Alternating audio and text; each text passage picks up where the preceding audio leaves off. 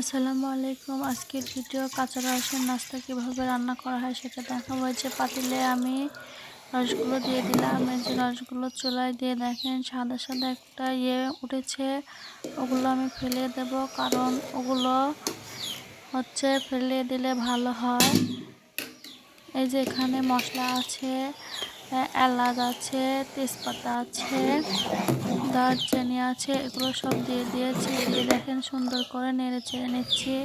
আর এখানে পোলাও চাউল ধুয়ে নিচ্ছি আমি।